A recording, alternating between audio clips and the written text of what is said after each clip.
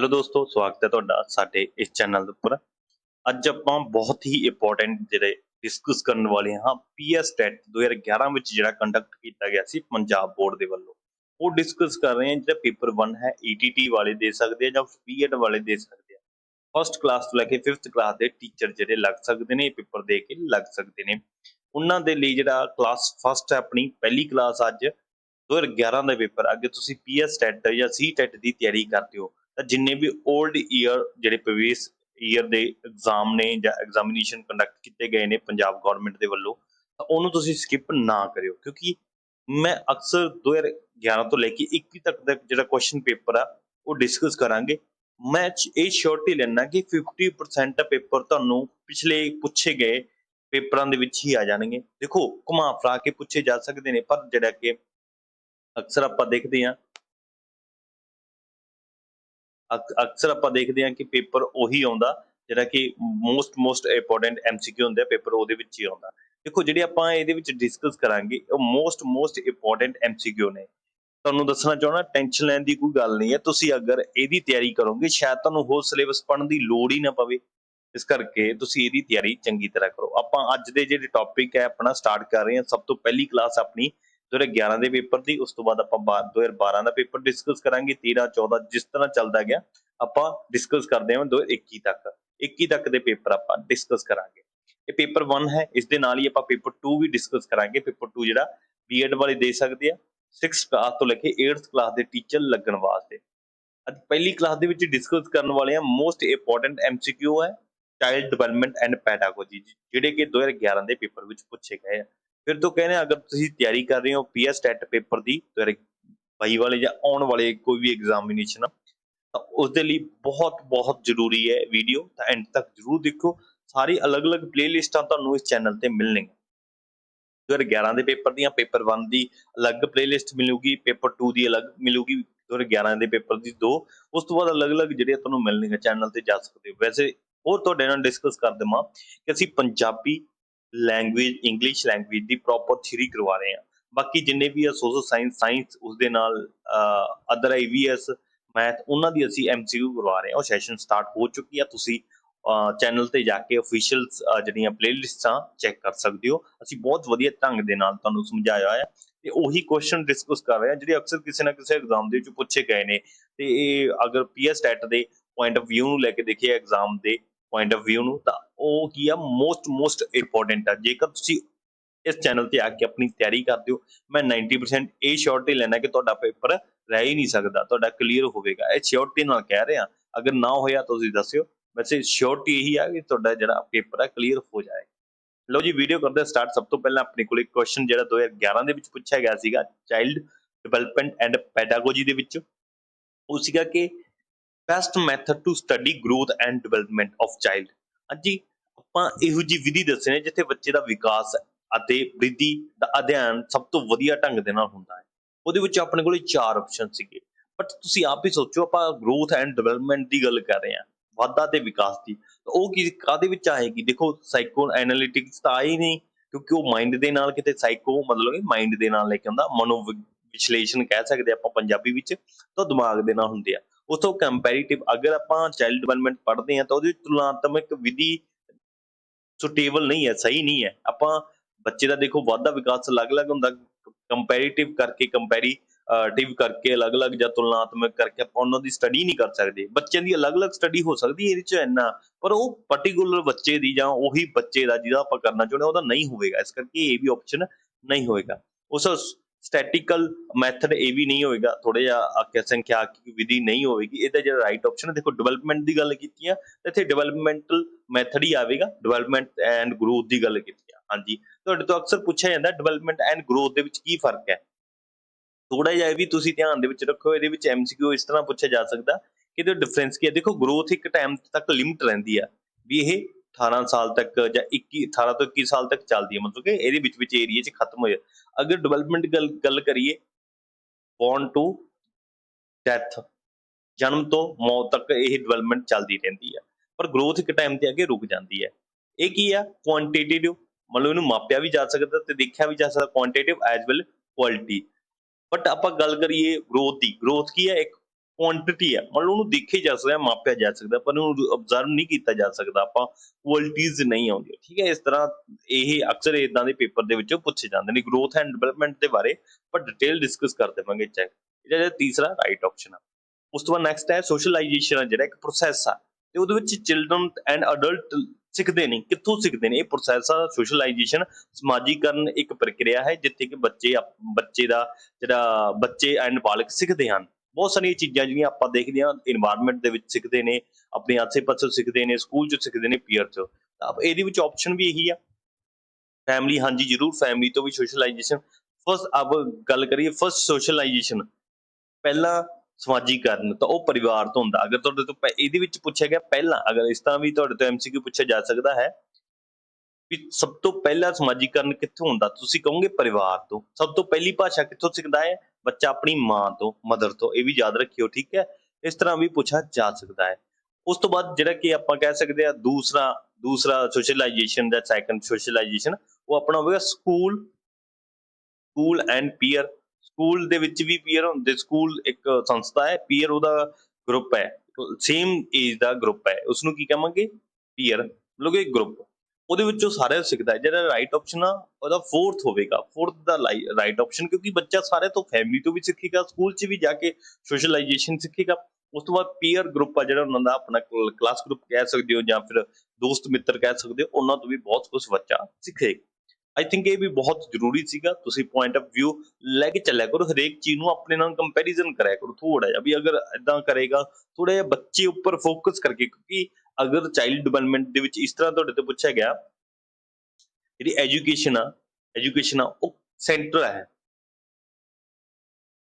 Child centre ਹੈ, book centre ਹੈ, ਇਸ ਤਰ੍ਹਾਂ ਕਿਹੜੀ ਸੈਂਟਰ ਦੇ ਵਿੱਚ ਆਉਂਦੀ ਹੈ? ਇਸ ਤਰ੍ਹਾਂ child centre, adult centre, teacher centre, ਤਾਂ ਉਹਦੇ ਵਿੱਚ ਕੀ ਹੋਊਗਾ? Child centre. ਜਿਹੜੀ ਪੈਡਾਗੋਜੀ ਆ ਉਹ ਮੇਨ ਫੋਕਸ ਕਰਦੀ ਆ ਚਾਈਲਡ ਦੇ ਉੱਪਰ, ਚਾਈਲਡ ਡਿਵੈਲਪਮੈਂਟ ਦੇ ਉੱਪਰ। ਤਾਂ ਉਹਦੇ ਵਿੱਚ ਹੋਊਗਾ ਚਾਈਲਡ ਸੈਂਟਰ ਨੂੰ, ਮਤਲਬ ਆਪਾਂ ਸਟੂਡੈਂਟ ਨੂੰ ਜਾਂ ਬੱਚੇ ਨੂੰ ਸੈਂਟਰ 'ਚ ਲੈ ਕੇ ਚੱਲਦੇ ਆ। ਤਾਂ ਫਿਰ ਤੁਸੀਂ ਉਸ ਹਿਸਾਬ ਦੇ ਨਾਲ ਦੇਖਿਓ ਕਿ ਆਪਾਂ ਬੱਚੇ ਦੀ ਗੱਲ ਕਰ ਰਹੇ ਹਾਂ ਇੱਥੇ। ਜੋ ਵੀ ਤੁਸੀਂ ਕੁਐਸਚਨ ਕਰੋਗੇ ਤੁਹਾਨੂੰ ਇਹ ਵੀ ਲੱਗੇਗਾ ਵੀ ਇਹ ਵੀ ਆਨਸਰ ਸਹੀ ਆ, ਇਹ ਵੀ ਆਨਸਰ ਸਹੀ ਆ, ਇਹ ਵੀ ਆਨਸਰ ਸਹੀ ਆ।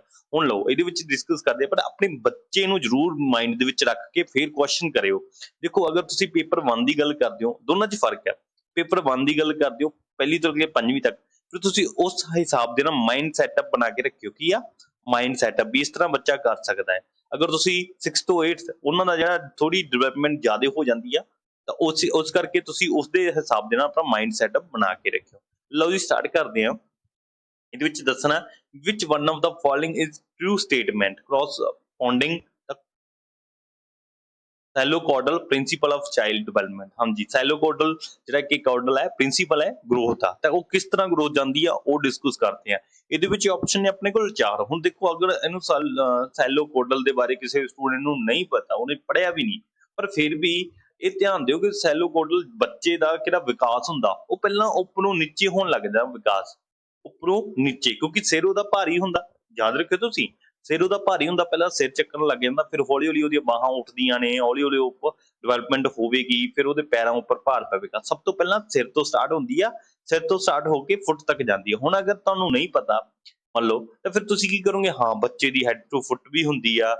ਉਸ ਤੋਂ ਬਾਅਦ ਕਹੋਗੇ ਡਿਵੈਲਪਮੈਂਟ ਫੁੱਟ ਤੋਂ ਹੈਡ ਹੁੰਦੀ ਆ, ਹਾਂਜੀ ਹੁੰਦੀ ਆ।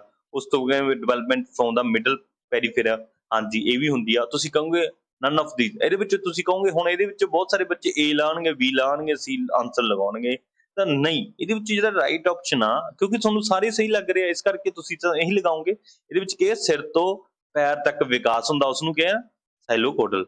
ਅਗਰ ਗੱਲ ਕਰੀਏ ਪੈਰੀਫੇਰੀ ਦੀ, ਉਹ ਕੀ ਆ? ਪੈਰੀਫੇਰੀ ਦਾ ਮਤਲਬ ਕੀ ਹੈ? ਇਹਦੇ ਪੈਰੀਫੇਰੀ ਦਾ ਮਤਲਬ ਆ ਕਿ ਸੈਂਟਰ ਟੂ, ਦੇਖੋ ਬੱਚੇ ਦੇ ਸੈਂਟਰ ਤੋਂ ਲੈ ਕੇ ਇਸ ਤਰ੍ਹਾਂ, ਜਿਹੜਾ ਆਪਾਂ ਗੱਲ ਕਰੀਏ ਸਾਈਡੋਕੋਡਲ, ਉਹ ਇਸ ਤਰ੍ਹਾਂ ਚੱਲੇਗਾ, ਠੀਕ ਹੈ, ਇਸ ਤਰ੍ਹਾਂ ਚੱਲੇਗਾ ਉੱਪਰ ਤੋਂ ਨੀਚੇ ਵੱਲ। ਅਗਰ ਆਪਾਂ ਗੱਲ ਕਰੀਏ ਪੈਰੀਫੇਰੀ ਦਾ, ਉਹ ਸੈਂਟਰ ਤੋਂ ਹੋਰ ਸਾਈਡ ਚੱਲੇਗਾ, ਚਾਰੀ ਸਾਈਡ ਚੱਲੇਗਾ, ਜਿਵੇਂ ਬਾਹਾਂ ਤੱਕ ਚੱਲਿਆ, ਠੀਕ ਹੈ। ਸਾਰੀ ਡਿਵੈਲਪਮੈਂਟ ਅਲੱਗ-ਅਲੱਗ ਨੇ, ਉਹ ਆਪਾਂ ਡਿਸਕਸ ਕਰਾਂਗੇ। ਕੋਈ ਨਾ, ਜਿਹੜੇ ਮੋਸਟ ਇੰਪੋਰਟੈਂਟ ਆਪਾਂ ਨੂੰ ਲੱਗਦੇ ਨੇ ਟੌਪਿਕ, ਉਹ ਡਿਸਕਸ ਕਰਾਂਗੇ MCQ ਦੇ ਨਾਲ, ਟੈਨਸ਼ਨ ਨਾ ਲਿਓ ਸਾਰੀ। ਉਸ ਤੋਂ ਬਾਅਦ ਹੈ ਆਪਾਂ ਜਿੰਨਾ ਚਿਰ ਇਹ ਪੇਪਰ ਆਪਣੇ ਨਹੀਂ ਮੁੱਕਦੇ, 2021 ਤੱਕ ਦੇ ਪੇਪਰ ਹੈ ਜਿਹੜੇ ਕੰਡਕਟ ਕੀਤੇ ਨੇ, ਉਹ ਡਿਸਕਸ ਕਰਕੇ ਫਿਰ ਟੌਪਿਕ ਮੇਨ ਟੌਪਿਕ ਡਿਸਕਸ ਕਰਾਂਗੇ। ਦੇਖੋ ਪੰਜਾਬੀ ਨੂੰ ਪ੍ਰੋਪਰ ਆਪਾਂ ਥਿਊਰੀ ਕਰਵਾ ਰਹੇ ਹਾਂ, ਉਹਦੇ ਨਾਲ ਈਵੀਐਸ ਦੇ ਪੇਪਰ ਵੀ ਆਪਾਂ ਅਪਲੋਡ ਕਰ ਰਹੇ ਹਾਂ। ਹਾਂ, ਉਹ ਚੰਗੀ ਤਰ੍ਹਾਂ ਤੁਹਾਨੂੰ ਜਿਹੜੇ ਪੜ੍ਹਾਇਆ ਜਾਏਗਾ, ਟੈਨਸ਼ਨ ਨਾ ਲਿਓ। ਇੱਥੇ ਤੁਸੀਂ ਵਿਜ਼ਿਟ ਕਰ ਸਕਦੇ ਹੋ, ਸ਼ੇਅਰ ਕਰਿਓ ਦੋਸਤ ਮਿੱਤਰਾਂ ਤੱਕ, ਕਿਉਂਕਿ ਚੰਗੀ ਤਰ੍ਹਾਂ ਆਪਾਂ ਇੱਥੇ ਤਿਆਰੀ ਕਰਵਾ ਰਹੇ ਹਾਂ। ਕੋਈ ਵੀ ਕੋਸਟ ਨਹੀਂ ਹੈ। ਮੈਨੂੰ ਤਾਂ ਇਹ ਉਮੀਦ ਹੈ ਕਿ ਬੱਚੇ ਫ੍ਰੀ ਆਫ ਕੋਸਟ ਆਪਣੀ ਬਹੁਤ ਚੰਗੀ ਤਰ੍ਹਾਂ ਤਿਆਰੀ ਕਰ ਲੈਣ। ਕਿਉਂਕਿ ਪੰਜਾਬੀ ਆਪਾਂ ਗੱਲ ਕਰੀਏ ਪੈਡਾਗੋਜੀ ਦੀ ਜਾਂ ਉਹਦੀ ਥਿਊਰੀ ਦੀ, ਤਾਂ ਥਿਊਰੀ ਬਹੁਤ ਸਾਰੇ ਘੱਟ ਜਿਹੜੇ ਇਦਾਂ ਦੇ ਚੈਨਲ ਆ ਮੈਂ ਦੇਖਦਾ ਆ, ਬਾਕੀ ਸਾਰੇ ਪੇਡ ਆ, ਕੋਈ ਫ੍ਰੀ ਆਫ ਕੋਸਟ ਨਹੀਂ ਕਰਾਉਂਦਾ। ਤਾਂ ਮੇਰਾ ਇਹੀ ਫੋਕਸ ਕਿ ਮੈਂ ਫ੍ਰੀ ਆਫ ਕੋਸਟ ਕਰਾਵਾਂ, ਬੱਚੇ ਆਪਣਾ ਪੇਪਰ ਕਲੀਅਰ ਕਰਨ, ਮੇਨ ਫੋਕਸ ਹੀ ਮੇਰਾ ਇਸ ਤੇ ਆ। ਹਾਂਜੀ, ਉਸ ਤੋਂ ਬਾਅਦ ਗੱਲ ਕਰੀਏ ਇਹਦੇ ਵਿੱਚ ਕੀ ਪੁੱਛਿਆ ਹੋਇਆ, ਪਹਿਲਾਂ ਮੈਂ ਤੁਹਾਡੇ ਨਾਲ ਥੋੜੀ ਜਿਹੀ ਡਿਟੇਲ ਡਿਸਕਸ ਕਰਦਾ। ਇੰਡੀਵਿਜੂਅਲੀ ਡਿਫਰੈਂਸ, ਹਾਂਜੀ ਨਿੱਜੀ ਮਤਭੇਦ ਆਪਾਂ ਦੇਖਦੇ ਹਾਂ। ਹਰੇਕ ਬੱਚਾ ਆਪਣੇ ਅੰਦਰ ਕੋਈ ਨਾ ਕੋਈ ਡਿਫਰੈਂਸ ਜਿਹੜੀ ਕਿ ਸਪੈਸ਼ਲ ਕੁਆਲਿਟੀਜ਼ ਲੈ ਕੇ ਰੱਖਦਾ, ਡਿਫਰੈਂਟ ਹੁੰਦਾ। ਦੇਖੋ ਬਹੁਤ ਸਾਰੇ ਬੱਚੇ ਇਦਾਂ ਦੇ ਹੁੰਦੇ ਆ, ਆਪਾਂ ਕਲਾਸ ਦੇ ਵਿੱਚ ਦੇਖਦੇ ਹਾਂ ਕਿ ਬਹੁਤ ਜਲਦੀ ਸਿੱਖ ਜਾਂਦੇ ਨੇ, ਤਾਂ ਬਹੁਤ ਸਾਰੇ ਇਦਾਂ ਦੇ ਹੋਣੇ ਆ ਵੀ ਬਹੁਤ ਲੇਟ ਸਿੱਖਦੇ ਨੇ, ਆਪਾਂ ਨੂੰ ਮੰਦਬੁੱਧੀ ਕਹਿ ਦਿੰਦੇ ਆ। ਨਹੀਂ, ਪਰ ਦੇਖੋ ਡਿਫਰੈਂਸ ਤਾਂ ਜ਼ਰੂਰ ਹੋਏਗਾ। ਕੋਈ ਬੱਚਾ ਖੇਡ ਦੇ ਵਿੱਚ ਵਧੀਆ ਹੋਵੇਗਾ, ਕਿਸੇ ਨੂੰ ਖੇਡ ਚੰਗੀ ਨਹੀਂ ਲੱਗਦੀ, ਉਹ ਮਿਊਜ਼ਿਕ ਦੇ ਵਿੱਚ ਵਧੀਆ ਹੋਵੇਗਾ, ਗਾਉਣ ਵਿੱਚ ਵਧੀਆ ਹੋਵੇਗਾ। ਬਹੁਤ ਸਾਰੇ ਖੇਡਾਂ ਦੇ ਵਿੱਚ ਚੰਗੇ ਹੁੰਦੇ ਆ, ਬਹੁਤ ਸਾਰੇ ਪੜ੍ਹਾਈ ਦੇ ਵਿੱਚ ਨਲ ਹੁੰਦੇ ਆ, ਪਰ ਉਹ ਪੇਂਟਿੰਗ ਬਹੁਤ ਵਧੀਆ ਕਰਦੇ ਨੇ। ਇਹਦਾ ਮਤਲਬ ਕੀ ਆ ਵੀ ਹਰੇਕ ਬੱਚੇ ਦੇ ਅੰਦਰ ਕੋਈ ਨਾ ਕੋਈ ਸਪੈਸ਼ਲ ਕੁਆਲਿਟੀਜ਼ ਜਾਂ ਸਪੈਸ਼ਲ ਕਹਿ ਸਕਦੇ ਉਹਦੇ ਵਿੱਚ ਪਾਈਆਂ ਜਾਂਦੀਆਂ ਕੁਆਲਿਟੀਜ਼। ਤਾਂ ਇਸ ਕਰਕੇ ਉਹ 'ਚ ਡਿਫਰੈਂਸ ਕਿਉਂ ਆਉਂਦਾ, ਇਹਦੇ ਵਿੱਚ ਆਪਸ਼ਨ ਨੇ ਆਪਣੇ ਮੇਨ। ਇਹਦੇ ਵਿੱਚ ਇਹੀ ਪੁੱਛਿਆ ਕਿ ਮਨੁੱਖ ਵਿੱਚ ਨਿੱਜੀ ਪਦਭੇਦਾਂ ਦਾ ਨਿਰਧਾਰਤ ਕਿਸ ਸੰਬੰਧ ਨਾਲ ਹੈ, ਨਿਰਧਾਰਕ ਕਿਸ ਨਾਲ ਹੈ, ਜਾਂ ਆਪਾਂ ਕਹਿ ਸਕਦੇ ਇਹਦੇ ਵਿੱਚ ਕੀ ਫੈਕਟ ਕਰਦਾ ਹੈ। ਇਹਦੇ ਵਿੱਚ ਫੈਕਟਰ ਦੀ ਗੱਲ ਕਰ ਲਈਏ, ਕਿਹੜੇ ਫੈਕਟਰ ਨੇ ਕਿ ਇੰਡੀਵਿਜੂਅਲੀ ਡਿਫਰੈਂਸ ਪਾਏ ਜਾਂਦੇ, ਮੇਨ ਇਹ ਫੈਕਟਰ ਹੀ ਦੱਸਣੇ ਆਪਾਂ।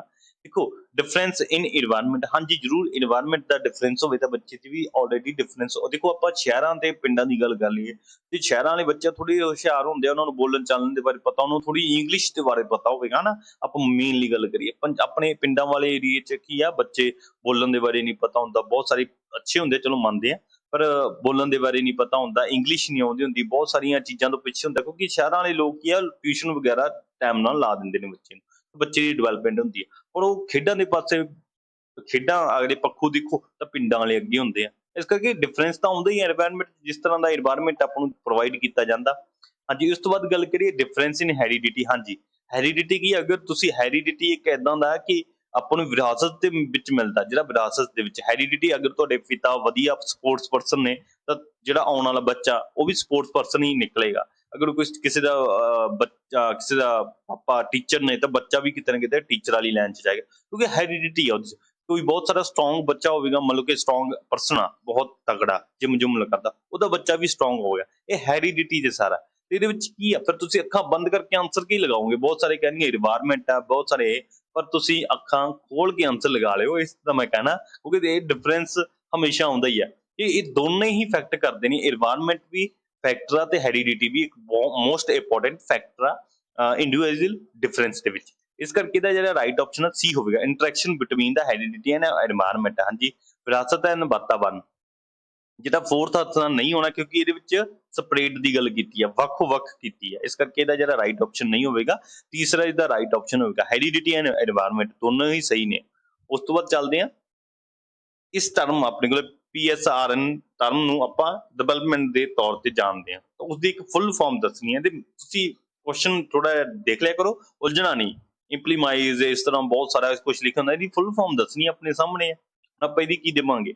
ਇਹਦਾ ਜਿਹੜਾ E ਆਪਸ਼ਨ ਆ, ਦੇਖੋ ਬੱਚੇ ਕੀ ਕਰਦੇ, ਆਪਣੀ ਪ੍ਰੋਬਲਮ ਸੋਲਵਿੰਗ ਕਰਦੇ ਆਪਣੇ ਆਪ ਖੁਦ, ਤੇ ਟੀਚਰ ਵੀ ਕੀ ਕਰਦਾ, ਪ੍ਰੋਬਲਮ ਸੋਲਵਿੰਗ ਕਰਦਾ। ਜਿਹੜੀ ਵੀ ਪ੍ਰੋਬਲਮ ਬੱਚੇ ਨੂੰ ਆਉਂਦੀ ਹੈ, ਸੋਲਵਿੰਗ ਕਰਦੇ ਆ। ਉਸ ਤੋਂ ਬਾਅਦ ਬੱਚਾ ਕੀ ਕਰਦਾ, ਡਿਵੈਲਪਮੈਂਟ ਦੇ ਰੀਜ਼ਨਿੰਗ ਸਿੱਖਦਾ ਹੈ, ਨੰਬਰੇਸੀ ਸਿੱਖਦਾ ਹੈ। ਇਸ ਕਰਕੇ ਨੰਬਰਾਂ ਦੇ ਵਿੱਚ ਮੈਥ ਸਿੱਖਦਾ ਹੈ, ਰੀਜ਼ਨਿੰਗ ਸਿੱਖ ਲੈਂਦਾ ਹੈ, ਪ੍ਰੋਬਲਮ ਸੋਲਵਿੰਗ, ਇਹ ਸਾਰਾ ਕੁਝ ਜਿਹੜਾ ਕਿ ਡਿਵੈਲਪਮੈਂਟ ਦੇ ਵਿੱਚ ਆਉਂਦਾ। ਇਹਦਾ ਇਹ ਆਪਸ਼ਨ ਆ, ਬਾਕੀ ਨੂੰ ਤਾਂ ਆਪਾਂ ਸਕਿਪ ਹੀ ਕਰ ਦਿੰਦੇ ਆ, ਕਿਉਂਕਿ ਇਹਦੇ ਵਿੱਚ ਰਿਲੇਸ਼ਨਸ਼ਿਪ ਦੀ ਗੱਲ ਨਹੀਂ ਕੀਤੀ, ਇਹਦੇ ਵਿੱਚ ਜਿਹੜੀ ਸਕਿੱਲਸ ਆ, ਇਹ ਸਕਿੱਲਾਂ ਵਾਲੀ ਗੱਲ ਨਹੀਂ ਕੀਤੀ। ਇਸ ਕਰਕੇ ਇਹ ਇਹਦਾ ਰਾਈਟ ਆਪਸ਼ਨ ਆ। ਆਈ ਥਿੰਕ ਕਿ ਤੁਹਾਨੂੰ ਸਮਝ ਲੱਗਦਾ ਹੋਣਾ, ਕਿਉਂਕਿ ਬਹੁਤ ਵਧੀਆ ਢੰਗ ਦੇ ਨਾਲ ਆਪਾਂ ਤੁਹਾਡੇ ਨਾਲ ਐਕਸਪਲੇਨ ਕਰ ਰਹੇ ਹਾਂ। ਅਗਰ ਤੁਹਾਨੂੰ ਡਾਊਟ ਲੱਗਿਆ, ਕਮੈਂਟ ਕਰ ਦੇਣਾ, ਅਸੀਂ ਫਿਰ ਤੋਂ ਇੱਕ ਕਮੈਂਟ ਦੇ ਵਿੱਚ ਤੁਸੀਂ ਅਗਰ ਕਮੈਂਟ ਕਰੋਗੇ ਬਾਕਸ ਦੇ ਵਿੱਚ, ਅਸੀਂ ਉਸ ਨੂੰ ਰੀਡ ਕਰਕੇ ਕੋਈ ਨਾ ਕੋਈ ਉਹਦਾ ਸੋਲੂਸ਼ਨ ਜ਼ਰੂਰ ਤੁਹਾਡੇ ਨਾਲ ਡਿਸਕਸ ਕਰਾਂਗੇ। ਟੈਨਸ਼ਨ ਲੈਣ ਦੀ ਕੋਈ ਗੱਲ ਨਹੀਂ ਜੀ। ਨੈਕਸਟ ਚੱਲਦੇ ਆਪਣੇ ਕੋਲ ਹੈ ਵਾਈਗੋਸਕੀ, ਜਿਹੜਾ ਚਾਈਲਡ ਡਿਵੈਲਪਮੈਂਟ ਨੂੰ ਲੈ ਕੇ ਚੱਲਦਾ। ਵਾਈਗੋਸਕੀ ਇੱਕ ਜਿਨ੍ਹਾਂ ਨੇ ਆਪਣੀ ਥਿਊਰੀ ਦਿੱਤੀ ਆ, ਵਾਈਗੋਸਕੀ ਕਿਹੜੀ ਥਿਊਰੀ ਦਿੱਤੀ ਆ? Social culture theory. ਤੁਹਾਨੂੰ ਪਤਾ ਹੋਣਾ ਚਾਹੀਦਾ ਕਿਹੜੀ ਥਿਊਰੀ ਦਿੱਤੀ ਹੈ, ਸੋਸ਼ਲ ਕਲਚਰ। ਉਹਨੇ ਕੀ ਕੀਤਾ ਵੀ ਬੱਚਾ ਬਹੁਤ ਸਾਰਾ ਆਪਣੇ ਸੋਸ਼ਲਾਈਜੇਸ਼ਨ ਕਰਕੇ ਸਿੱਖਦਾ, ਤੇ ਆਪਣੇ ਕਲਚਰ ਤੋਂ ਵੀ ਬਹੁਤ ਕੁਝ ਸਿੱਖਦਾ ਹੈ। ਇਹਦੇ ਵਿੱਚ ਹੀ ਜ਼ਿਆਦਾ ਫੋਕਸ ਕੀਤਾ ਵਾਈਗੋਸਕੀ ਨੇ। ਤੇ ਵਾਈਗੋਸਕੀ ਕਿਹਦੇ ਉੱਤੇ ਸੁਝਾਵ ਦੇ ਰਿਹਾ ਹੈ ਚਾਈਲਡ ਡਿਵੈਲਪਮੈਂਟ ਕਿਵੇਂ ਹੁੰਦੀ ਹੈ। ਦੇਖੋ ਮੈਂ ਪਹਿਲਾਂ ਹੀ ਦੱਸ ਚੁੱਕਿਆ ਕਿ ਵਾਈਗੋਸਕੀ ਨੇ ਥਿਊਰੀ ਦਿੱਤੀ ਆ ਕਿ ਬੱਚਾ ਆਪਣੇ ਸੋਸ਼ਲਾਈਜੇਸ਼ਨ ਕਰਕੇ ਸਿੱਖਦਾ ਹੈ, ਸੁਸਾਇਟੀ ਦੇ ਵਿੱਚੋਂ ਸਿੱਖਦਾ ਹੈ, ਸਮਾਜ ਦੇ ਵਿੱਚੋਂ ਸਿੱਖਦਾ ਹੈ, ਤੇ ਨਾਲ ਜਿੰਨਾ ਵੀ ਉਹਨੂੰ ਕਲਚਰ ਮਿਲਿਆ ਹੈ। ਕਲਚਰ ਦੇਖੋ ਆਪਾਂ ਗੱਲ ਕਰੀਏ ਭਾਰਤ ਅੰਦਰ ਬਹੁਤ ਸਾਰੇ ਕਲਚਰ ਆਪਾਂ ਨੂੰ ਮਿਲਦੇ ਨੇ। ਹੁਣ ਗੱਲ ਕਰੀਏ ਪੰਜਾਬ ਐਂਡ ਕੇਰਲਾ ਦੀ, ਦੇਖੋ ਪੰਜਾਬ ਦਾ ਕਲਚਰ ਕੁਝ ਹੋਰ ਹੈ, ਕੇਰਲਾ ਦਾ ਕੁਝ ਹੋਰ ਆ, ਪਹਿਰਾਵਾ ਅਲੱਗ-ਅਲੱਗ ਆ। ਬੱਚਾ ਕੀ ਅਗਰ ਪੰਜਾਬ ਦੇ ਵਿੱਚ ਰਹਿੰਦਾ ਹੋਇਆ ਤਾਂ ਪੰਜਾਬ ਦਾ ਕਲਚਰ ਸਿੱਖੇਗਾ, ਪੰਜਾਬ ਦੀ ਭਾਸ਼ਾ ਸਿੱਖੇਗਾ ਤੇ ਪੰਜਾਬ ਦੀ ਸੋਸ਼ਲਾਈਜੇਸ਼ਨ ਸਿੱਖੇਗਾ ਵੀ ਉਹ ਕਿਵੇਂ ਰਹਿੰਦੇ ਆ, ਕੀ ਬੋਲਦੇ ਆ। ਅਗਰ ਬੱਚਾ ਪੰਜਾਬ ਦਾ ਜੰਮਿਆ ਹੋਇਆ, ਆਪਾਂ ਜੰਮਿਆ ਕੋਈ ਛੋਟਾ, ਉਹਨੂੰ ਆਪਾਂ ਕੇਰਲਾ ਛੱਡੀਏ, ਉਹ ਸਾਰਾ ਕੁਝ ਕੇਰਲਾ ਦਾ ਸਿੱਖ ਜਾਏਗਾ। ਇਸ ਕਰਕੇ ਕੀ ਹੈ ਕਿ ਬੱਚੇ ਦਾ ਜਿਹੜਾ ਵਿਕਾਸ ਹੋਵੇਗਾ ਉਹ ਸਮਾਜੀਕਰਨ ਕਰਕੇ ਹੋਵੇਗਾ, ਸਮਾਜ ਕਰਕੇ ਹੋਵੇਗਾ, ਨਾਲ ਜਿੰਨਾ ਵੀ ਕਲਚਰ ਉਹਦੇ ਨਾਲ ਵੈਰੀ ਕਰ ਰਿਹਾ, ਸਮਾਜ ਦੇ ਵਿੱਚ ਚੱਲ ਰਿਹਾ ਹੈ ਕਲਚਰ, ਉਸ ਦੇ ਅਕੋਰਡਿੰਗ ਸਿੱਖੇਗਾ। ਇਹ ਆਪਾਂ ਨੂੰ ਸਭ ਨੂੰ ਪਤਾ ਹੈ। ਉਸਦੇ ਆਧਾਰ ਤੇ ਵਾਈਗੋਸਕੀ ਨੇ ਥਿਊਰੀ ਦਿੱਤੀ ਆ ਤੇ ਉਸਦੇ ਆਧਾਰ ਤੇ ਕੁਐਸਚਨ ਪੁੱਛਿਆ ਗਿਆ ਹੈ। ਹੁਣ ਆਪਾਂ ਦੇਖਦੇ ਹਾਂ ਕੀ ਪੁੱਛਿਆ ਗਿਆ ਹੈ। ਦੇਖੋ ਇਹਦੇ ਵਿੱਚ ਜਿਹੜਾ ਕਿ ਜੈਨੇਟਿਕ ਕੰਪੋਨੈਂਟ ਆਫ ਕਲਚਰ, ਹਾਂਜੀ ਇਹ ਕਦੀ ਗੱਲ ਕਰਦੀ ਹਾਂ ਜੈਨੇਟਿਕ ਕੰਪੋਨੈਂਟ ਮੰਨ ਸਕਦੇ ਹਾਂ। ਅਗਰ ਬੱਚੇ ਨੂੰ ਆਪਾਂ ਚੱਕ, ਇਹਦੇ ਵਿੱਚ ਕੀ ਹੈ ਕਿ ਸੰਸਕ੍ਰਿਤੀ ਤੱਤਾਂ ਦਾ ਕਾਰਨ ਹੈ ਕਿ ਆਪਾਂ ਨੂੰ ਕਲਚਰ ਦੇ ਵਿੱਚ ਮਿਲਦੇ। ਮੰਨ ਲਓ ਆਪਾਂ ਬੱਚਾ ਜੰਮਿਆ, ਤੁਹਾਨੂੰ ਐਗਜ਼ਾਮਪਲ ਦਿੱਤੀ, ਆਪਾਂ ਕੇਰਲਾ ਛੱਡਿਆ, ਉਹਨੂੰ ਕੇਰਲਾ ਰਹਿਣ ਲੱਗ ਗਿਆ ਛੋਟਾ ਹੁੰਦੇ, ਪਰ ਕੇਰਲਾ ਦਾ ਸਾਰਾ ਕੁਝ ਸਿੱਖਿਆ। ਮੰਨ ਲਓ ਇਹ ਪੂਰਨ ਤੌਰ ਤੇ ਨਹੀਂ ਸਹੀ, ਤੁਹਾਨੂੰ ਇਸ ਤਰ੍ਹਾਂ ਲੱਗੇਗਾ ਹਾਂਜੀ ਇਹ ਸਹੀ ਆ, ਪਰ ਏਦਾਂ ਨਹੀਂ ਸੋਚਣਾ। ਇਸ ਨੂੰ ਥੋੜੇ ਅੱਖਾਂ ਖੋਲ ਕੇ ਆਂਸਰ ਲਗਾਵਾਂਗੇ ਆਪਾਂ। ਉਸ ਤੋਂ ਬਾਅਦ ਕੀ ਆ ਦੂਸਰਾ, ਪ੍ਰੋਡਕਟ ਆਫ ਸੋਸ਼ਲ ਇੰਟਰੈਕਸ਼ਨ। ਹਾਂਜੀ ਬੱਚਾ ਕਿਵੇਂ ਸਿੱਖੇਗਾ, ਵਾਈਗੋਸਕੀ ਨੇ ਕੀ ਕਿਹਾ ਸੀ, ਸੋਸ਼ਲ ਕਲਚਰ ਥਿਊਰੀ। ਤਾਂ ਸੋਸ਼ਲ ਦੇ ਵਿੱਚ ਆ ਗਿਆ, ਸੋਸ਼ਲ ਸਮਾਜ ਦੇ ਵਿੱਚੋਂ ਅਟਰੈਕਸ਼ਨ ਕਰਕੇ ਬਹੁਤ ਕੁਝ ਸਿੱਖੇਗਾ। ਮੰਨ ਲਓ ਇਹ ਸਹੀ ਆ। ਬਾਕੀ ਆਪਾਂ ਦੂਜੇ ਵੀ ਰੀਡ ਕਰਦੇ ਆ। Product of formal education, formal education ਦਾ ਬੱਚੇ ਨੂੰ ਬਹੁਤ ਬਾਅਦ ਚ ਦਿੱਤੀ ਜਾਂਦੀ ਹੈ, ਜਿਹੜੀ ਕਿ ਸਕੂਲ ਦੇ ਵਿੱਚ ਮਿਲਦੀ ਹੈ। ਪਹਿਲਾ ਬੱਚਾ ਕੀ ਆਪਣੇ ਆਸ-ਪਾਸ ਸਮਾਜ ਤੋਂ ਸਿੱਖਦਾ ਹੈ, ਉਸ ਤੋਂ ਬਾਅਦ ਫਾਰਮਲ ਐਜੂਕੇਸ਼ਨ ਆਉਂਦੀ ਹੈ। ਇਸ ਤੋਂ ਪਹਿਲਾਂ ਇਨਫਾਰਮਲ। ਆਪਾਂ ਪੰਜਾਬੀ ਦੀ ਗੱਲ ਕਰੀਏ, ਇਹਦੇ ਵਿੱਚ ਕੀ ਹੈ ਉਪਚਾਰਿਕ ਸਿੱਖਿਆ। ਉਪਚਾਰਿਕ ਸਿੱਖਿਆ ਕਿਹੜੀ ਹੁੰਦੀ ਹੈ, ਜਿਹੜੀ ਸਕੂਲ ਦੇ ਵਿੱਚੋਂ ਸਿੱਖਦਾ ਬੱਚਾ। ਉਸ ਤੋਂ ਬਾਅਦ ਜਿਹੜਾ ਫੋਰਥ ਆਪਸ਼ਨ ਆਪਣੇ ਕੋਲੇ, ਇਹਦੇ ਵਿੱਚ ਕੀ ਹੈ ਸਮੀਕਰਨ ਤੇ ਅਨੁਕੂਲਨ ਦੀ ਉਪਜ, ਅਕੋਮੋਡੇਸ਼ਨ, ਅਨੁਕੂਲਤਾ ਹੋ ਜਾਣੀ ਜਾਂ ਅਸਿਮੀਲੇਸ਼ਨ ਹੋ ਜਾਣਾ, ਇਹ ਵੀ ਨਹੀਂ ਹੈ ਕਿਉਂਕਿ ਇਹ ਵੀ ਬੱਚੇ ਤੱਕ ਇੱਕ ਲਿਮਟ ਤੱਕ ਹੁੰਦੀ ਹੈ। ਪਰ ਆਪਾਂ ਗੱਲ ਕਰੀਏ ਪੂਰਨ ਤੌਰ ਤੇ ਬੱਚੇ ਦਾ ਜਿਹੜਾ ਸੋਸ਼ਲਾਈਜੇਸ਼ਨ ਹੁੰਦੀ ਆ ਜਾਂ ਉਹ ਆਪਣੀ ਚਾਈਲਡ ਡਿਵੈਲਪਮੈਂਟ ਹੁੰਦੀ ਆ, ਸੋਸ਼ਲ ਇੰਟਰੈਕਸ਼ਨ ਨਾਲ ਹੁੰਦੀ ਆ। ਜਿਹੜਾ ਇਹਦਾ ਰਾਈਟ ਆਪਸ਼ਨ ਆਪਣੇ ਕੋਲੇ ਆ ਉਹ ਦੂਸਰਾ ਹੈ, ਕਿਉਂਕਿ ਸੋਸ਼ਲ ਕਲਚਰ ਥਿਊਰੀ ਦਿੱਤੀ ਆ। ਤੁਹਾਨੂੰ ਇਸ ਤਰ੍ਹਾਂ ਵੀ ਪੁੱਛਿਆ ਜਾ ਸਕਦਾ ਹੈ ਵਾਈਗੋਸਕੀ ਨੇ ਕਿਹੜੀ ਥਿਊਰੀ ਦਿੱਤੀ ਹੈ, ਤੁਸੀਂ ਲਿਖ ਸਕਦੇ ਹੋ ਥਿਊਰੀ ਕੀਤੀ ਆ ਸੋਸ਼ਲ ਕਲਚਰ ਥਿਊਰੀ, ਜਿਹਦੇ ਵਿੱਚ ਮੈਂ ਡਿਸਕਸ ਕਰ ਚੁੱਕਾ ਬਹੁਤ ਵਧੀਆ ਢੰਗ ਦੇ ਨਾਲ। ਉਸ ਤੋਂ ਬਾਅਦ ਨੈਕਸਟ ਚੱਲਦੇ ਹਾਂ। ਹਾਂਜੀ ਗਾਰਡਨਰ, ਜਿਹੜੇ ਗਾਰਡਨਰ ਨੇ ਆਪਣਾ 7 ਇੰਟੈਲੀਜੈਂਸ ਜਿਹੜੇ ਕਿ ਕੰਪੋਨੈਂਟ ਦਿੱਤੇ ਨੇ ਜਾਂ ਫਾਰਮੂਲੇਟ ਲਿਸਟ ਦਿੱਤੀ ਆ, ਉਹਦੇ ਵਿੱਚੋਂ ਇੱਕ ਨਹੀਂ ਹੈ। ਦੇਖੋ ਇਹਦੀ ਗੱਲ ਕਰੀਏ ਆਪਾਂ, ਇਹਦੇ ਵਿੱਚੋਂ ਲੱਭਣਾ, ਦੇਖੋ ਫਸਟ ਵੀ ਹੈ ਪਾਰਸ਼ੀਅਲ ਇੰਟੈਲੀਜੈਂਸ ਵੀ ਹੁੰਦਾ, ਇੰਟਰਾਪਰਸਨਲ ਐਂਡ ਇੰਟਰਪਰਸਨਲ ਦੋਨੇ ਹੁੰਦੇ ਆ। ਇਹ ਇੰਟਰਪਰਸਨ ਆ, ਇੱਕ ਹੁੰਦਾ ਇੰਟਰਾ, ਠੀਕ ਹੈ ਜੀ, ਇੰਟਰਾਪਰਸਨਲ ਪਰਸਨਲ, ਉਹ ਵੀ ਇੰਟੈਲੀਜੈਂਸ ਹੁੰਦੀ ਹੈ, ਜ਼ਰੂਰ ਹੁੰਦੀ ਆ। ਇੱਕ ਲੈਂਗੁਇਸਟਿਕ ਹੁੰਦੀ ਹੈ, ਇੱਕ ਮਿਊਜ਼ਿਕ ਹੁੰਦੀ ਹੈ। ਦੇਖੋ 6-7 ਦਿੱਤੀਆਂ ਨੇ, ਮਿਊਜ਼ਿਕ ਹੁੰਦੀ ਆ, ਇੱਕ ਰੀਜ਼ਨਿੰਗ ਐਂਡ ਮੈਥ ਹੁੰਦਾ, ਇੱਕ ਹੁੰਦਾ ਰੀਜ਼ਨਿੰਗ ਐਂਡ ਮੈਥ, ਠੀਕ ਹੈ ਜੀ। ਇਹਨੂੰ ਤੁਸੀਂ ਇਸ ਤਰ੍ਹਾਂ ਲਿਖ ਸਕਦੇ ਹੋ। ਇਹ ਸਾਰੇ ਹੋ ਗਏ, ਬਟ ਇਹਦੇ ਵਿੱਚ ਇੱਕ ਗੱਲ ਕਰੀਏ ਨੈਚੁਰਲਾਈਜੇਸ਼ਨ ਵੀ ਹੁੰਦੀ ਆ, ਨੈਚੁਰਲਿਸਟ, ਠੀਕ ਹੈ, ਨੈਚੁਰਲਿਸਟ। ਬਟ ਜਿਹੜਾ ਇਮੋਸ਼ਨਲ ਇੰਟੈਲੀਜੈਂਸ ਆ ਉਸਦੀ ਗੱਲ ਨਹੀਂ ਕੀਤੀ ਇਹਦੇ ਵਿੱਚ, ਗਾਰਡਨਰ ਨੇ ਇਮੋਸ਼ਨਲ ਇੰਟੈਲੀਜੈਂਸ ਦੀ ਗੱਲ ਨਹੀਂ ਕੀਤੀ। ਬਾਕੀ 3 ਤੇ 6, ਇੱਕ 7, ਆਪਾਂ 7 ਡਿਸਕਸ ਕਰ ਚੁੱਕੇ। ਕਿਹੜੇ ਆ, ਪਾਰਸ਼ੀਅਲ ਇੰਟਰਪਰਸਨਲ ਲਿੰਗੁਇਸਟਿਕ ਜਿਹੜੀ ਕਿ ਲੈਂਗੁਏਜ ਤੇ ਗੱਲ ਕਰ ਰਹੀ ਹੈ, ਮਿਊਜ਼ਿਕ ਇੰਟੈਲੀਜੈਂਸ ਜਿਹੜਾ ਕਿ ਆਪਾਂ ਮਿਊਜ਼ਿਕ ਨਾਲ ਲਗਾ ਸਕਦੇ ਹੋ, ਰੀਜ਼ਨਿੰਗ ਮੈਥ ਜਿਹੜਾ ਆਪਾਂ ਅਕਸਰ ਜਾਣਦੇ ਹਾਂ, ਰੀਜ਼ਨਿੰਗ ਮੈਥ, ਨੇਚਰਲਾਈਜੇਸ਼ਨ ਜਿਹੜਾ ਕਿ ਸਮਾਜ ਆਪਾਂ ਦੇਖਦੇ ਹਾਂ ਨੇਚਰ ਉਹਦਾ ਕਿੱਦਾਂ ਦਾ ਗਾ, ਬੱਚੇ ਦਾ ਕਿੱਦਾਂ ਉਹਦੀ ਪ੍ਰਵਿਰਤੀ ਰਹਿੰਦੀ ਹੈ। ਇਹ ਸਾਰਾ ਕੀ ਗਾਰਡਨ ਨੇ ਆਪਣੇ 7 ਇੰਟੈਲੀਜੈਂਸ ਕੰਪੋਨੈਂਟ ਜਿਹੜੇ ਟਾਈਪ ਦਿੱਤੇ ਨੇ ਉਹ ਆਪਾਂ ਰੀਡ ਕਰ ਚੁੱਕੇ ਆ, ਤੁਹਾਨੂੰ ਇਹ ਵੀ ਪਤਾ ਲੱਗ ਗਿਆ। ਹੁਣ ਇਹਦੇ ਵਿੱਚੋਂ ਨਹੀਂ ਸੀ ਉਹ ਸੈਕੰਡ ਆਨਸਰ ਸਹੀ ਆ, ਇਮੋਸ਼ਨਲ ਇੰਟੈਲੀਜੈਂਸ ਦੀ ਗੱਲ ਨਹੀਂ ਕੀਤੀ ਇਹਦੇ ਵਿੱਚ ਗਾਰਡਨ ਨੇ, ਹਾਂਜੀ ਗਾਰਡਨਰ ਨੇ। ਨੈਕਸਟ ਆਪਣੇ ਕੋਲੇ which of the following is a true statement and the reference to intelligence। ਹਾਂ ਇੰਟੈਲੀਜੈਂਸ ਦੇ ਇਦਾਂ ਦਾ ਆਪਾਂ ਇੱਕ ਇਹਦੇ ਵਿੱਚ ਕੰਪੋਨੈਂਟ ਆ ਜਾਂ ਸੰਬੰਧੀ ਕਥਨ ਹੈ ਜਿਹੜਾ ਸਹੀ ਨਹੀਂ ਹੈ ਇੰਟੈਲੀਜੈਂਸ ਤੇ, ਤਾਂ ਉਹ ਸੌਰੀ ਟਰੂ ਹੈ, ਸਹੀ ਆ। ਮਤਲਬ ਇਹਦੇ ਵਿੱਚ ਕੀ ਆ ਵੀ ਇੰਟੈਲੀਜੈਂਸ ਨੂੰ ਲੈ ਕੇ ਆਪਾਂ ਬੁੱਧੀ ਨੂੰ ਲੈ ਕੇ, ਬੁੱਧੀ ਦੇ ਸੰਬੰਧ ਵਿੱਚ ਸਹੀ ਹੈ ਕਥਨ। ਉਹਦੇ ਵਿੱਚ ਉਸ ਕਥਨ ਦੀ ਗੱਲ ਕਰੀਏ, ਦੇਖੋ ਇੰਟੈਲੀਜੈਂਸ ਕੀ ਹੁੰਦੀ ਹੈ, ਆਪਣੀ ਆਈਕਿਊ ਲੈਵਲ। ਆਈਕਿਊ ਲੈਵਲ ਕਿੱਥੇ ਕਿੱਥੇ ਹੈਲਪ ਕਰਦਾ ਉਹ ਇੱਥੇ ਤੁਹਾਨੂੰ ਪਤਾ ਲੱਗ ਜਾਏਗਾ। ਬਹੁਤ ਸਾਰੇ ਸਟੂਡੈਂਟ ਸੋਚਣਗੇ, ਆਪਦੇ ਮਾਈਂਡ ਸੈਟਅਪ ਬਣਿਆ ਹੁੰਦਾ ਨਾ, ਇਸ ਕਰਕੇ ਉਹ ਪੂਰਨ ਤੌਰ ਤੇ ਨਹੀਂ ਦੇਖ ਸਕਦੇ, ਉਹ ਇੱਕ ਇੱਕ ਪੁਆਇੰਟ ਆਫ ਵਿਊ ਨੂੰ ਦੇਖਣਗੇ ਵੀ ਇਹ ਸਹੀ ਆ, ਇਹ ਵੀ ਸਹੀ ਆ, ਪੁਆਇੰਟ ਨੂੰ ਦੇਖ ਲੈਣਗੇ। ਹਾਂਜੀ ਆਪਾਂ ਡਿਸਕਸ ਕਰਦੇ ਆ ਇੰਟੈਲੀਜੈਂਸ ਕੀ ਕਿਹਦੇ ਚ ਹੈਲਪ ਕਰਦੀ ਆ, ਐਬਿਲਿਟੀ ਟੂ ਐਡਜਸਟ। ਹਾਂਜੀ ਆਪਾਂ ਨੂੰ ਅਨੁਕੂਲਨ, ਦੇਖੋ ਬੱਚਾ ਕੀ ਸਿੱਖਦਾ, ਅਗਰ ਬੱਚੇ ਦੀ ਇੰਟੈਲੀਜੈਂਸ ਹੋਵੇਗਾ ਇੰਟੈਲੀਜੈਂਸ ਉਹਦਾ ਆਈਕਿਊ ਲੈਵਲ ਵਧੇ ਔਰ ਐਡਜਸਟ ਕਰ ਲਏਗਾ, ਅਨੁਕੂਲਨ ਹੋ ਜਾਏਗਾ। ਬੱਚਾ ਕੀ ਗਿਆ ਅਨੁ ਅਨੁਕਰਨ ਦੇ ਦੁਆਰਾ ਸਿੱਖਦਾ ਹੈ। ਅਨੁਕਰਨ ਦੇ ਦੁਆਰਾ ਸਿੱਖਦਾ ਹੈ। ਅਨੁਕਰਨ ਕਿਵੇਂ ਆਵੇਗਾ? ਅਨੁਕੂਲ ਹੋਣਾ ਪਵੇਗਾ ਬੱਚੇ ਨੂੰ। ਤੇ ਅਗਰ ਬੱਚੇ ਨੂੰ ਆਪਾਂ ਸਕੂਲ ਭੇਜ ਰਹੇ ਹਾਂ, ਅਗਰ ਬੱਚਾ ਮਤਲਬ ਕਿ ਉਹਦਾ ਇੰਟੈਲੀਜੈਂਸ ਹੈ, ਇੰਟੈਲੀਜੈਂਸ ਲੈਵਲ ਵਧੀਆ, ਉਹ ਬੱਚਾ ਈਜ਼ੀਲੀ ਐਡਜਸਟ ਕਰ ਲਏਗਾ। ਸਕੂਲ ਦੇ ਵਿੱਚ ਉਹ ਪੜ੍ਹਨਾ ਸਿੱਖ ਲਏਗਾ, ਫਿਰ ਉਹ ਲਿਖਣਾ ਸਿੱਖ ਲਏਗਾ, ਬੋਲਣਾ ਸਿੱਖ ਲਏਗਾ, ਪੜ੍ਹਨਾ ਸਭ ਕੁਝ ਉੱਥੇ ਸਕੂਲ 'ਚ ਸਿੱਖ ਲਏਗਾ। ਕਿ ਉਹ ਹੈਲਪ ਕਿਤੇ ਕਰਦੀ ਹੈ ਇੰਟੈਲੀਜੈਂਸ ਐਡਜਸਟ ਕਰਨ ਦੇ ਵਿੱਚ। ਆਪਾਂ ਨੂੰ ਵੀ ਪਤਾ ਹੈਗਾ ਅਗਰ ਆਪਾਂ ਇੰਟੈਲੀਜੈਂਸ ਤਾਂ ਆਪਾਂ ਜਿਹੜੀ ਕਿ ਐਡਜਸਟਮੈਂਟ ਈਜ਼ੀਲੀ ਕਰ ਲੈਂਦੇ ਹਾਂ।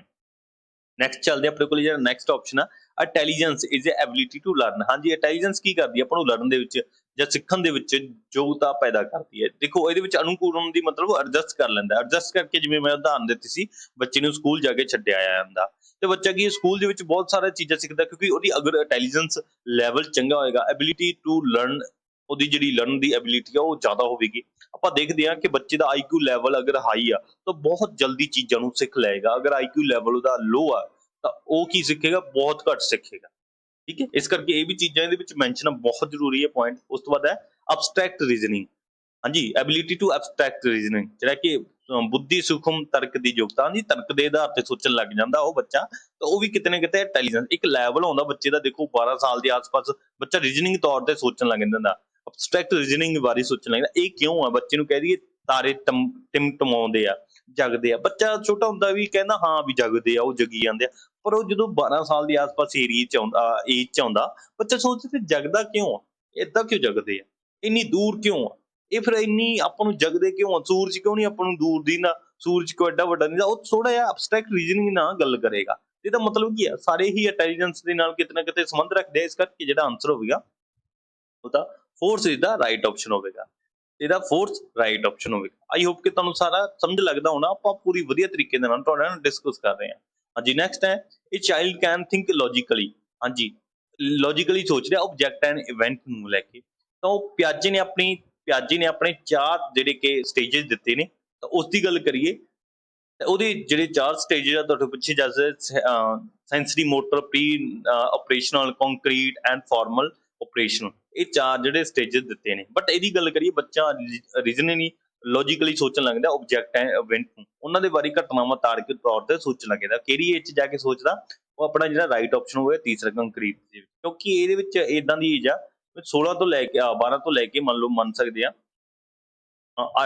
ਇਹ ਏਜ ਏਦਾਂ ਦੀ ਹੁੰਦੀ ਹੈ, ਮੰਨ ਲਓ 8 ਸਾਲ ਦੇ ਆਸ-ਪਾਸ ਹੋ ਕੇ, ਜਿਵੇਂ ਕਿ 16 ਸਾਲ ਤੱਕ ਇਹ ਰੀਜ਼ਨਿੰਗ ਸਿੱਖਣ ਲੱਗਣ ਜਾਂ ਮਤਲਬ ਬੱਚਾ ਸਿੱਖ ਲੈਂਦਾ ਹੈ। ਇਹ ਕੰਕਰੀਟ ਆਪਰੇਸ਼ਨ ਦੇ ਵਿੱਚ ਆ, ਮਤਲਬ ਪ੍ਰੋਪਰ ਤੌਰ ਤੇ ਨਹੀਂ ਹੈ, ਮੈਂ ਅਪਰੋਕਸੀਮੇਟਲੀ ਦੱਸਿਆ ਤੁਹਾਨੂੰ ਇਹ, ਤੇ ਆਪਾਂ ਜਦੋਂ ਪੜਾਂਗੇ ਪ੍ਰੋਪਰ ਕਰ ਲਵਾਂਗੇ ਹਨਾ। ਇਹਦਾ ਜਿਹੜਾ ਰਾਈਟ ਆਪਸ਼ਨ ਹੈ ਤੀਸਰਾ ਹੈ। ਉਸ ਤੋਂ ਬਾਅਦ ਨੈਕਸਟ ਹੈ ਇਹਦੇ ਵਿੱਚ ਦੱਸਣਾ ਕਿ ਇਹਦੇ ਵਿੱਚ ਤੁਸੀਂ ਇਹਨੂੰ ਪੜ੍ਹਿਓ ਨਾ, ਇੱਕ ਸਮਝੋ ਇਹ ਗੱਲ ਨੂੰ। ਇਹਦੇ ਵਿੱਚ ਵੂਮਨ ਦੀ ਗੱਲ ਕੀਤੀ ਹੈ। ਵੂਮਨ ਸਟ੍ਰੈਟਜੀ ਕੀ ਰਹਿੰਦੀ ਆ ਕਾਮਨਲੀ ਅੰਗੇਜ ਦੇ ਵਿੱਚ? ਇਹ ਆਪਾਂ ਗੱਲ ਕਰੀਏ ਜਿਹੜੀਆਂ ਔਰਤਾਂ ਮਸ਼ਰੂਫ ਰਹਿੰਦੀਆਂ ਨੇ, ਕਾਹਦੇ ਵਿੱਚ ਮਸ਼ਰੂਫ ਰਹਿੰਦੀਆਂ ਨੇ? ਦੇਖੋ ਅਸੈਪਟ ਜਲਦੀ ਕਰ ਲੈਂਦੀਆਂ, ਜ਼ਰੂਰ ਕਰ ਲੈਂਦੀਆਂ, ਅਸੈਪਟੈਂਸ ਹੁੰਦੀ ਆ ਉਹਨਾਂ 'ਚ, ਅਸੈਪਟ ਕਰ ਲੈਂਦੀਆਂ। ਜਿਹੜੇ ਕਿ ਪ੍ਰਤੀਰੋਧ ਕਰਦੀਆਂ, ਰਜਿਸਟੈਂਸ ਪੈਦਾ ਕਰਦੀਆਂ, ਜ਼ਰੂਰ ਕਰਦੀਆਂ, ਕਿਸੇ ਨਾ ਕਿਸੇ ਆਧਾਰ ਤੇ ਕਰਦੀਆਂ।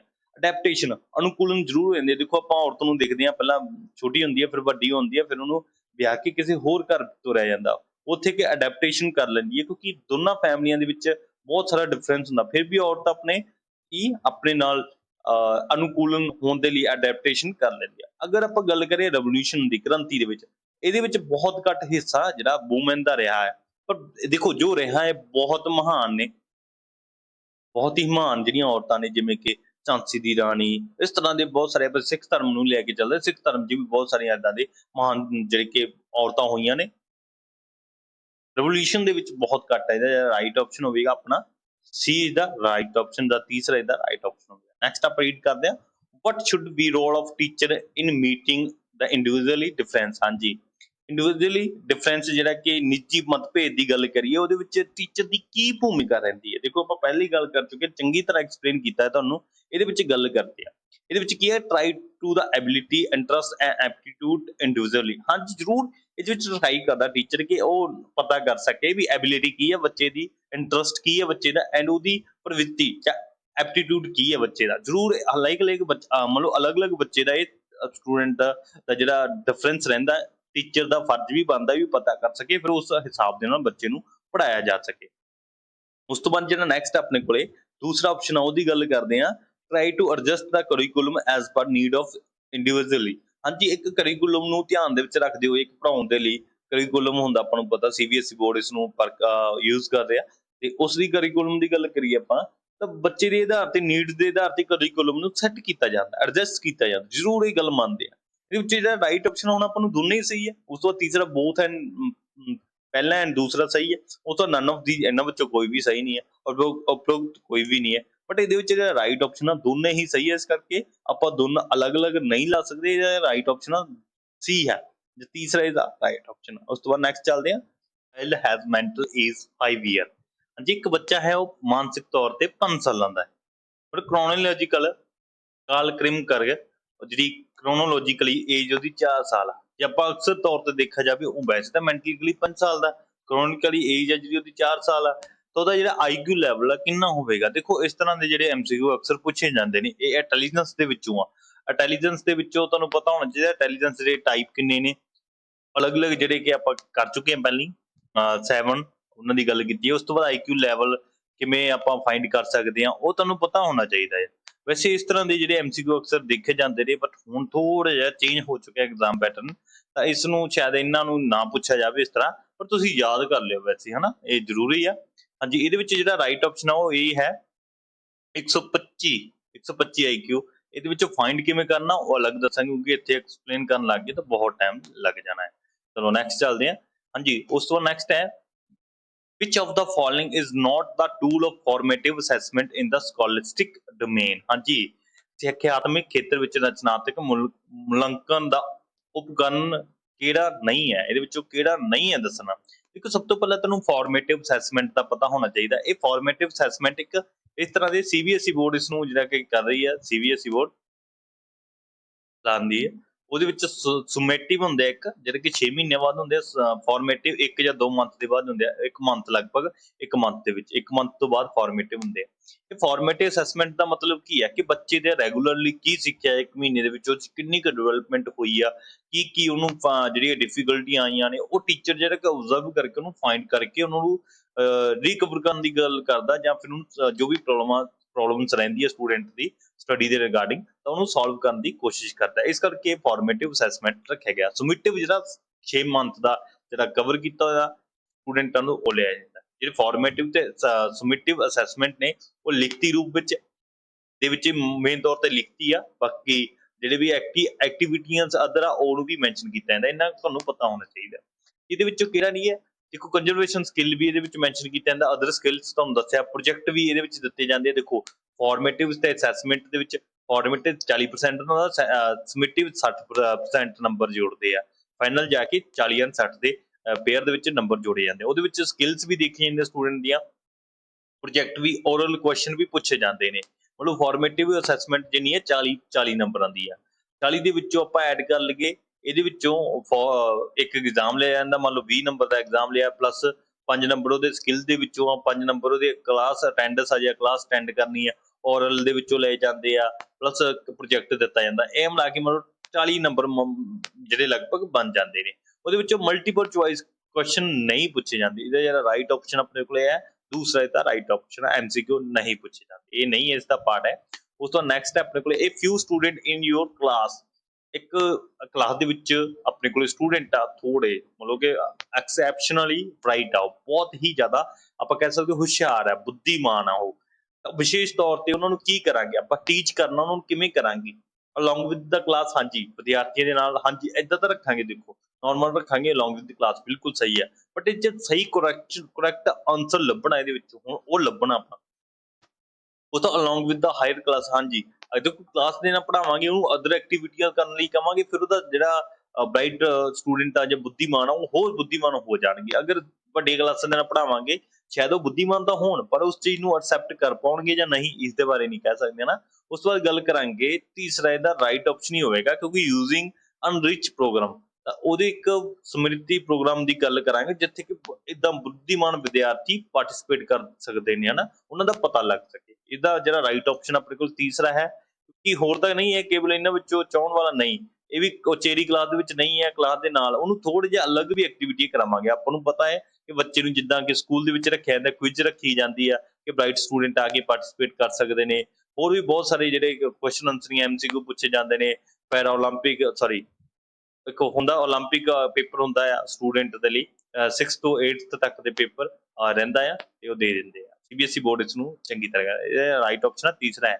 ਨੈਕਸਟ ਚੱਲਦੇ ਆ major purpose of the diagnostic test identify. ਹਾਂਜੀ, ਡਾਇਗਨੋਸਟਿਕ ਟੈਸਟ ਜਿਹੜੇ ਲਏ ਜਾਂਦੇ ਨੇ ਉਹ ਉਹਨਾਂ ਦਾ ਮਤਲਬ ਕੀ ਹੈ, ਉਹ ਕੀ ਪਛਾਣ ਕਰਦੇ ਨੇ। ਇਹਦੇ ਵਿੱਚ ਆਪਾਂ ਨੂੰ ਪਤਾ ਆ, ਆਪੇ ਦੇਖ ਲਈਏ ਵੀ ਟੈਸਟ ਕਿਉਂ ਲੈਤਾ ਨਾ ਬੱਚੇ ਦੀਆਂ ਪ੍ਰੋਬਲਮਾਂ ਹੱਲ ਕਰਨ ਦੇ ਲਈ, ਉਹਨੂੰ ਜੀ ਅੰਡਰਸਟੈਂਡਿੰਗ ਕਿੱਦਾਂ ਦੀ ਆ ਜਾਂ ਕੀ ਉਹਨੂੰ ਪ੍ਰੋਬਲਮ ਆ ਰਹੀ ਹੈ, ਉਹਨੂੰ ਸੋਲਵ ਕਿਵੇਂ ਕਰ ਸਕਦੇ ਆ ਨਾ, ਇਸ ਤਰ੍ਹਾਂ ਦੀ ਹੈ। ਉਹਨੂੰ ਜਨਰਲ ਏਰੀਆ ਵੀਕਨੈਸ ਹੈ ਪ੍ਰੋਗਰਾਮ। ਹਾਂਜੀ ਜ਼ਰੂਰ, ਇਹ ਵੀ ਡਾਇਗਨੋਸਟਿਕ ਦੇ ਵਿੱਚ ਆਉਂਦਾ ਨਹੀਂ ਹੈ ਪਰ ਇਦਾਂ ਟੈਸਟ ਦੇ ਵਿੱਚ ਹੁੰਦਾ। ਰਿਮੀਡੀਅਲ ਪ੍ਰੋਗਰਾਮ ਨੀਡਡ, ਹਾਂਜੀ ਇਹ ਵੀ ਮੰਨ ਸਕਦੇ ਆ ਪਰ ਇਹਦੇ ਵਿੱਚ ਸਹੀ ਆਨਸਰ ਹੈ। ਉਸ ਤੋਂ ਬਾਅਦ ਹੈ academic the cause of underlying academic ਡਿਫੀਕਲਟੀਆਂ। ਹਾਂਜੀ, ਅਕਾਦਮਿਕ ਮੁਸ਼ਕਲਾਂ ਦਾ ਕਾਰਨ। ਤੇ ਐਂਡ ਦਾ ਨੈਕਸਟ ਹੈ the specific nature of the people difficulties. ਹਾਂਜੀ, ਇਹ ਵੀ ਮੰਨ ਸਕਦੇ ਕਿ ਵਿਦਿਆਰਥੀ ਨੂੰ ਮੁਸ਼ਕਲਾਂ ਵਿਸ਼ੇਸ਼ ਪ੍ਰਕਿਰਤੀ ਹੈ, ਬਟ ਇਹਦੇ ਵਿੱਚ ਰਾਈਟ ਆਪਸ਼ਨ ਆਪਣੇ ਕੋਲ ਅਕਾਦਮਿਕ ਮੁਸ਼ਕਲਾਂ। ਇਹਦਾ ਜਿਹੜਾ ਸੀ ਇਹਦਾ ਸਹੀ ਆਪਸ਼ਨ ਹੈ ਤੀਸਰਾ, ਕਿਉਂਕਿ ਆਪਾਂ ਅਕੈਡਮੀ ਦੀਆਂ ਡਾਇਗਨੋਸਟਿਕ ਟੈਸਟ ਕੀਤਾ ਜਾਂਦਾ। ਕਿਉਂਕਿ ਉਹਦੇ ਵਿੱਚ ਜੋ ਵੀ ਅਕੈਡਮਿਕ ਦੇ ਵਿੱਚ ਡਿਫੀਕਲਟੀਆਂ ਆਉਂਦੀਆਂ ਸਟੂਡੈਂਟ ਨੂੰ, ਕੀ ਕਾਰਨ ਆ ਉਹਦੇ ਵਿੱਚ, ਉਹ ਜਿਹੜਾ ਫਾਈਂਡ ਕੀਤਾ ਜਾਂਦਾ। ਇਹਦੇ ਵਿੱਚ ਤੁਹਾਨੂੰ ਪਤਾ ਹੋਣਾ ਚਾਹੀਦਾ। ਸਪੈਸ਼ਲ ਐਜੂਕੇਸ਼ਨ ਕਿਸ ਦੇ ਨਾਲ ਰਿਲੇਟ ਕਰਦੀ ਹੈ, ਇਹਦੇ ਵਿੱਚ ਸਪੈਸ਼ਲ ਐਜੂਕੇਸ਼ਨ ਜਿਹੜਾ ਕਿ ਆਪਾਂ ਕਹਿ ਸਕਦੇ ਸਟੂਡੈਂਟ ਟੈਲੈਂਟ ਸਟੂਡੈਂਟ ਨਹੀਂ ਜੀ, ਸਪੈਸ਼ਲ ਐਜੂਕੇਸ਼ਨ ਨਹੀਂ ਹੈ। ਇਹਦੇ ਵਿੱਚ ਰਾਈਟ ਆਪਸ਼ਨ ਹੈ education program for the disable. ਹਾਂਜੀ, ਜਿਹੜੀ ਕਿ ਅਯੋਗ ਵਿਦਿਆਰਥੀਆਂ ਲਈ ਕੀਤਾ ਜਾਂਦਾ। ਤੇ ਆਪਾਂ ਦੇਖਦੇ ਹਾਂ ਕਿ ਬੀਐਡ ਹੁੰਦੀ ਹੈ, ਇੱਕ ਨਾਰਮਲ ਜਨਰਲ ਬੀਐਡ ਹੁੰਦੀ ਹੈ, ਇੱਕ ਸਪੈਸ਼ਲ ਹੁੰਦੀ ਹੈ। ਤਾਂ ਤੁਹਾਨੂੰ ਪਤਾ ਹੋਣਾ ਚਾਹੀਦਾ ਸਪੈਸ਼ਲ ਬੀਐਡ ਕਿਹੜੀ ਹੁੰਦੀ, ਜਿਹੜੇ ਕਿ ਇਸ ਤਰ੍ਹਾਂ ਡਿਸੇਬਿਲਿਟੀ ਸਟੂਡੈਂਟ ਹੋ ਗਏ, ਡਿਸੇਬਲ ਸਟੂਡੈਂਟ ਹੋ ਗਏ, ਬਲਾਈਂਡ ਹੋ ਗਏ, ਇਸ ਤਰ੍ਹਾਂ ਦੇ, ਤਾਂ ਉਹਨਾਂ ਨੂੰ ਟੀਚ ਕੀਤਾ ਜਾਂਦਾ ਉਹਨਾਂ ਦੇ। ਇਸ ਕਰਕੇ ਤੁਸੀਂ ਇਹਨੂੰ ਸਮਝ ਕੇ ਚਲੋ ਕਿ ਬੀਐਡ ਸਿੰਪਲ ਹੁੰਦੀ, ਇੱਕ ਸਪੈਸ਼ਲ ਹੁੰਦੀ ਹੈ। ਸਪੈਸ਼ਲ ਦਾ ਮਤਲਬ ਕੀ ਹੈ, ਸਪੈਸ਼ਲ ਐਜੂਕੇਸ਼ਨ ਦੇ ਵਿੱਚ ਆ ਵੀ ਉਹ ਬਲਾਈਂਡ ਸਟੂਡੈਂਟ ਇਸ ਤਰ੍ਹਾਂ ਦੇ ਹੋ ਗਏ, ਉਹਨਾਂ ਨੂੰ ਟੀਚ ਕੀਤਾ ਜਾਂਦਾ। ਸੈਕੰਡ ਇਹਦਾ ਰਾਈਟ ਆਪਸ਼ਨ। ਉਸ ਤੋਂ ਬਾਅਦ ਨੈਕਸਟ ਹੈ CCE, ਜਿਹੜਾ ਕਿ CCE ਪ੍ਰੋਗਰਾਮ ਚੱਲਦਾ, ਉਹ 'ਚ ਫਾਰਮੇਟਿਵ ਐਂਡ ਸਮਿਟਿਵ ਅਸੈਸਮੈਂਟ ਜਿਹੜੀ ਲਈ ਜਾਂਦੀ ਹੈ, ਉਹਦਾ ਕਿੰਨਾ ਪਰਸੈਂਟੇਜ ਰੱਖਿਆ ਜਾਂਦਾ। ਤੇ ਮੈਂ ਤੁਹਾਨੂੰ ਪਹਿਲੇ ਹੀ ਦੱਸ ਚੁੱਕਿਆ 40% ਫਾਰਮੇਟਿਵ ਦਾ ਰਹਿੰਦਾ ਐਂਡ 60% ਕਿਸ ਦਾ ਰਹਿੰਦਾ, ਸਮਿਟਿਵ ਦਾ। ਤਾਂ ਤੁਹਾਨੂੰ ਪਤਾ ਹੋਣਾ ਚਾਹੀਦਾ ਇਹ ਇਹਦਾ ਰਾਈਟ ਆਪਸ਼ਨ ਹੈ। ਹਾਂਜੀ, ਨੈਕਸਟ ਚੱਲਦੇ ਆ। ਪ੍ਰੋਵੈਲ ਨੇ ਕਿਸ ਦੇ ਉੱਤੇ ਫੋਕਸ ਕੀਤਾ ਸੀ, ਸਭ ਤੋਂ ਉਹਨਾਂ ਨੇ ਵੀ ਇੱਕ ਥਿਊਰੀ ਦਿੱਤੀ ਸੀ, ਆਪਣੀ ਵਿਧੀ ਦਿੱਤੀ ਸੀ, ਸੌਰੀ ਵਿਧੀ ਕਹਿ ਸਕਦੇ ਹੋ, ਮੈਥਡ ਹੈ।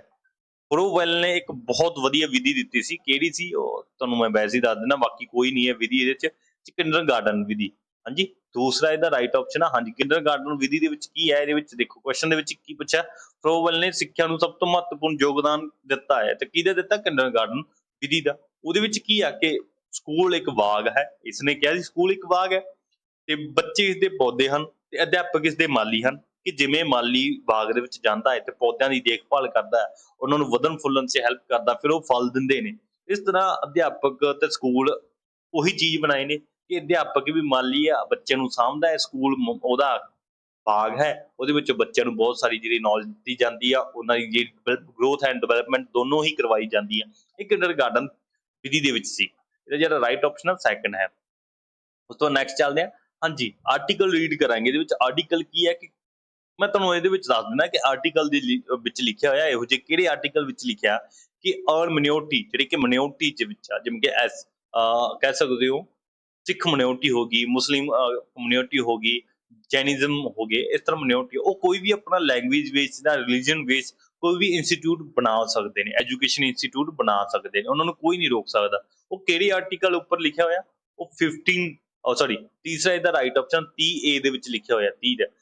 ਹਾਂਜੀ, ਆਰਟੀਕਲ 30 ਦੇ ਵਿੱਚ ਹੈ। ਬਟ ਅਗਰ ਗੱਲ ਕਰਾਂ ਐਲੀਮੈਂਟਰੀ ਐਜੂਕੇਸ਼ਨ ਦੀ ਗੱਲ ਕਰੀਏ, elementary education compulsory and free all, ਉਹ ਕਿਹੜੇ ਆਰਟੀਕਲ ਦੇ ਵਿੱਚ, 21A ਦੇ ਵਿੱਚ। 21A ਜਿਹੜਾ ਆਰਟੀਕਲ ਹੈ ਉਹ ਬਾਅਦ ਦੇ ਵਿੱਚ ਐਡ ਕੀਤਾ ਸੀ, ਫੰਡਾਮੈਂਟਲ ਰਾਈਟ ਦੇ ਵਿੱਚੋਂ ਇਹ ਹੈ।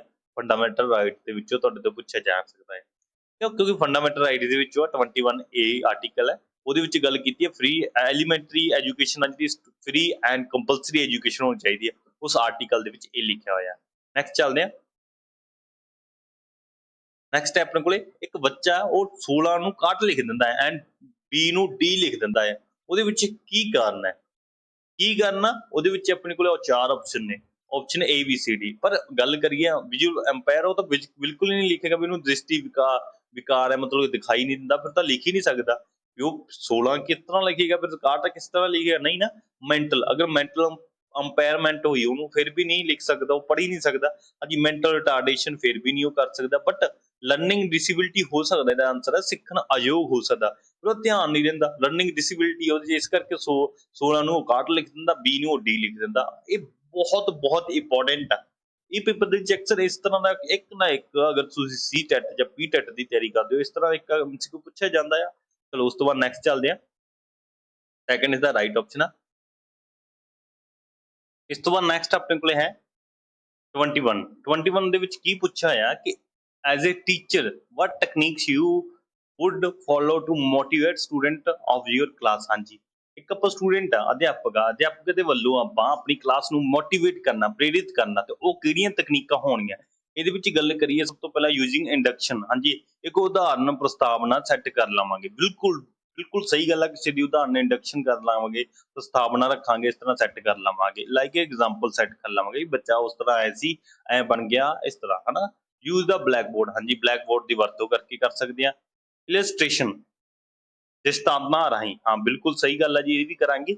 And by active participation of student. ਹਾਂਜੀ, ਕੋਈ ਵੀ ਪ੍ਰੋਗਰਾਮ ਰੱਖਿਆ, ਉਹਦੇ ਵਿੱਚ ਐਕਟੀਵਿਟੀ ਕਰਵਾ ਰਹੇ ਹਾਂ, ਤਾਂ ਐਕਟਿਵ ਪਾਰਟੀਸਪੇਸ਼ਨ ਚਾਹੀਦਾ ਸਟੂਡੈਂਟ ਦੇ ਲਈ, ਤਾਂ ਫਿਰ ਉਹ ਕਿਤੇ ਨਾ ਕਿਤੇ ਮੋਟੀਵੇਟ, ਉਹਨਾਂ ਨੂੰ ਇਨਾਮ ਦਿੱਤਾ ਜਾਵੇਗਾ, ਸ਼ਾਇਦ ਉਹ ਬੱਚੇ ਤਾਂ ਲੈਣ। ਫਿਰ ਉਹ ਕੀ ਬੱਚਾ ਕੀ ਆ ਕਿ ਉਹ ਮੋਟੀਵੇਟ ਹੋਏਗਾ ਕਿਸੇ ਵੀ ਕੰਮ ਨੂੰ। ਇਹਦੇ ਵਿੱਚ ਜਿਹੜਾ ਰਾਈਟ ਆਪਸ਼ਨ ਆ, ਚਾਰੋਂ ਸਹੀ ਨੇ, ਆਲ ਆਫ ਦਾ ਦੀ ਚਾਰੋਂ ਜ਼ਰੂਰੀ ਨੇ, ਮੋਟੀਵੇਟ ਕਰ ਰਿਹਾ। ਇਹਦਾ ਜਿਹੜਾ ਫੋਰਥ ਰਾਈਟ ਆਪਸ਼ਨ ਹੋਵੇਗਾ। ਨੈਕਸਟ ਚੱਲਦੇ ਆ। ਹਾਂਜੀ, ਨੈਕਸਟ ਹੈ ਕਿ what are the factor relate to learner that affect the learning. ਹਾਂਜੀ, ਆਪਾਂ ਫੈਕਟਰ ਦੀ ਗੱਲ ਕੀਤੀ ਸੀ, এনवायरमेंट ਦੇ ਫੈਕਟਰ ਦੀ ਗੱਲ ਕੀਤੀ ਸੀ ਨਾ, ਵੀ ਫੈਕਟਰ ਜ਼ਰੂਰੀ ਨੇ। ਹੁਣ ਆਪਾਂ ਕੁਛ ਇਹਦੇ 'ਚ ਚੇਂਜ ਹੋ ਗਏ। ਫੈਕਟਰ ਉਹੀ ਆ ਵੀ ਉਹ ਲਰਨਿੰਗ ਦੇ ਵਿੱਚ ਕਿਸ ਤਰ੍ਹਾਂ ਵੀ ਡਿਵੈਲਪਮੈਂਟ ਕਹਿ ਸਕਦੇ ਹੋ, ਉਹ ਡਿਵੈਲਪਮੈਂਟ ਦੇ ਵਿੱਚ ਸੀਗੀ, ਇਹ ਸੀ ਲਰਨਿੰਗ ਦੇ ਵਿੱਚ। ਦੋਨਾਂ 'ਚ ਡਿਫਰੈਂਸ ਆ, ਪਰ ਫੈਕਟਰ ਇੱਕ ਹਿਸਾਬ ਨਾਲ ਸੋਚ ਕੇ ਚੱਲੋ। ਹਾਂਜੀ, ਇਹਦੇ ਵਿੱਚ ਲਿਖਿਆ physically and mental health of learner. ਹਾਂ, ਸਭ ਤੋਂ ਜ਼ਰੂਰੀ ਕੀ ਹੈ ਆਪਣੇ ਕੋਲੇ, ਬੱਚਾ ਫਿਜ਼ੀਕਲੀ ਸਟਰੋਂਗ ਹੋਣਾ ਚਾਹੀਦਾ ਐਂਡ ਮੈਂਟਲ ਸਟਰੋਂਗ ਹੋਣਾ ਚਾਹੀਦਾ, ਬੱਚਾ ਈਜ਼ੀਲੀ ਪੜ੍ਹ ਲਵੇ। ਬਾਕੀ ਵੀ ਆਪਸ਼ਨ ਦੇਖ ਲਈਏ ਆਪਾਂ। Level of inspiration and achievement of motivate. ਹਾਂਜੀ, ਰੀਡਿੰਗ ਐਂਡ ਵਿਲਨੈਸ ਪਾਵਰ। ਹਾਂਜੀ, ਇਹ ਵੀ ਆ ਕਿ ਇੱਛਾ ਸ਼ਕਤੀ ਹੋਣੀ ਚਾਹੀਦੀ ਹੈ, ਬੱਚਾ ਤਾਂ ਹੀ ਸਿੱਖੇਗਾ। ਇੰਸਪਾਇਰ ਹੋਣਾ ਚਾਹੀਦਾ ਕਿਸੇ ਵੀ ਚੀਜ਼ ਨੂੰ, ਅਚੀਵਮੈਂਟ ਮੋਟੀਵੇਸ਼ਨ ਹੋਣੀ ਚਾਹੀਦੀ ਹੈ। ਠੀਕ ਹੈ, ਆਪਾਂ ਅਧਿਆਪਕ ਇਹੀ ਕਰਦਾ। ਇਹਦਾ ਮਤਲਬ ਕਿ ਚਾਰੇ ਸਹੀ ਨੇ। ਫਿਜ਼ੀਕਲੀ ਸਟਰੋਂਗ ਹੋਣਾ ਚਾਹੀਦਾ, ਮੈਂਟਲੀ ਜਿਹੜਾ ਕਿ ਉਹਦਾ ਲੈਵਲ ਹੋਣਾ ਚਾਹੀਦਾ, ਇੰਸਪੀਰੇਸ਼ਨ ਹੋਣਾ ਚਾਹੀਦਾ, ਰੀਡਿੰਗਨੈਸ ਹੋਣਾ ਚਾਹੀਦਾ, ਵਿਲ ਪਾਵਰ ਹੋਣੀ ਚਾਹੀਦੀ, ਮੈਂ ਇਹ ਚੀਜ਼ ਅਚੀਵ ਕਰਨੀ ਹੈ। ਇਹਦੇ ਵਿੱਚ ਜਿਹੜਾ ਰਾਈਟ ਆਪਸ਼ਨ ਆ, ਫੋਰਥ ਇਹਦਾ ਰਾਈਟ ਆਪਸ਼ਨ ਹੋਵੇ। ਨੈਕਸਟ ਚੱਲਦੇ ਹਾਂ। ਦੇਖੋ, ਇਹ ਤਾਂ ਸਭ ਤੋਂ ਹੀ ਵਧੀਆ ਕੁਐਸਚਨ ਮੈਨੂੰ ਲੱਗਦਾ, ਜਿੱਦਾਂ ਸਭ ਤੋਂ ਸੌਖਾ, ਅਗਰ ਤੁਹਾਨੂੰ ਪਤਾ ਹੈ ਇਹ, ਅਗਰ ਤੁਹਾਨੂੰ ਸ਼ਬਦ ਦਾ ਮਤਲਬ ਪਤਾ ਹੈ, ਕੋਗਨੈਟਿਵ ਡਿਵੈਲਪਮੈਂਟ, ਇਹਦੀ ਬੁੱਧੀ ਦਾ ਵਿਕਾਸ। ਤਾਂ ਬੁੱਧੀ ਦਾ ਵਿਕਾਸ ਕਿੱਦਾਂ ਰਿਲੇਟ ਕਰਦਾ, ਆਪਣੇ ਕੋਲ ਆਪਸ਼ਨ ਨੇ development of intelligence, development child development ਤਾਂ ਮੰਨਦੇ ਆ, ਪਰ ਕਾਹਦੇ ਵਿੱਚ ਹੈ, ਕੋਗਨੈਟਿਵ ਡਿਵੈਲਪਮੈਂਟ ਕਾਹਦੇ ਵਿੱਚ ਗੱਲ ਕਰ ਰਿਹਾ, ਫਿਜ਼ੀਕਲੀ ਨਹੀਂ, ਫਿਜ਼ੀਕਲੀ ਨਹੀਂ ਹੈ, ਇੰਡੀਵਿਜੂਅਲੀ ਨਹੀਂ। ਇਹਦੇ ਵਿੱਚ ਜਿਹੜਾ ਬੁੱਧੀ ਹੈ, ਤਾਂ ਇੱਥੇ ਬੁੱਧੀ ਦਾ ਵਿਕਾਸ ਹੈ, ਤੁਹਾਨੂੰ ਉਹੀ ਅੱਖਾਂ ਬੰਦ ਕਰਕੇ ਆਂਸਰ ਲਗਾ ਸਕਦੇ ਹੋ। ਠੀਕ ਹੈ, ਇਹਦਾ ਜਿਹੜਾ ਰਾਈਟ ਆਪਸ਼ਨ ਆ ਕੋਗਨੈਟਿਵ, ਬੁੱਧੀ ਦਾ ਵਿਕਾਸ ਹੈ, ਜਾਂ ਇੰਟੈਲੀਜੈਂਸ ਕਿੰਨਾ ਰਿਲੇਟ ਕਰਦੀ ਹੈ। ਇੰਟੈਲੀਜੈਂਸ ਨੂੰ ਆਪਾਂ ਕੋਗਨੈਟਿਵ ਵੀ ਕਹਿ ਸਕਦੇ ਹਾਂ, ਇਸ ਕਰਕੇ ਇਹਦਾ ਰਾਈਟ ਆਪਸ਼ਨ ਸਹੀ ਹੋਵੇਗਾ।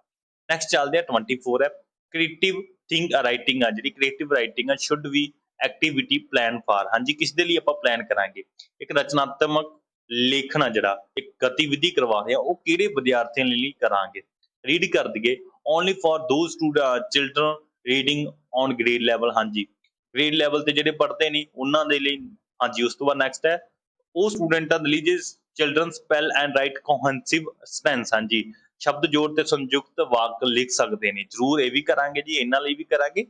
ਓਨਲੀ ਦੋ ਚਿਲਡਰਨ ਜਾਂ student who want to write for newspaper. ਹਾਂਜੀ, ਅਖਬਾਰ ਲਈ ਲਿਖਣਾ ਚਾਹੁੰਦੇ, ਜ਼ਰੂਰ ਕਰਾਂਗੇ। ਇਹਦਾ ਜਿਹੜਾ ਰਾਈਟ ਆਪਸ਼ਨ ਆ ਫੋਰਥ ਹੈ, ਸਾਰੇ ਹੀ ਸਟੂਡੈਂਟ ਦੇ। ਫੋਰ ਇਹਦਾ ਰਾਈਟ ਆਪਸ਼ਨ ਹੈ, ਕਿਉਂਕਿ ਕ੍ਰੀਏਟੀਵਿਟੀ ਕਾਹਦੇ ਨਾਲ ਆਊਗੀ, ਉਹਦੀ ਰੀਡਿੰਗਨੈਸ ਨਾਲ ਆਊਗੀ, ਉਹਦੀ ਸਪੈਲ ਕਰੇਗੀ, ਰਾਈਟ ਕੋਹੈਂਸਿਵ ਸੈਂਟੈਂਸ ਲਿਖੇਗਾ, ਜਿਵੇਂ ਜੋੜ ਸ਼ਬਦ ਉਹਦੇ ਨਾਲ ਲਿਖੇਗਾ, ਉਹਦੀ ਕਿਤੇ ਮਾਨਸਿਕਤਾ ਵਧੇਗੀ, ਕ੍ਰੀਏਟੀਵਿਟੀ ਆਏਗੀ ਕਿਤੇ ਨਾ ਕਿਤੇ।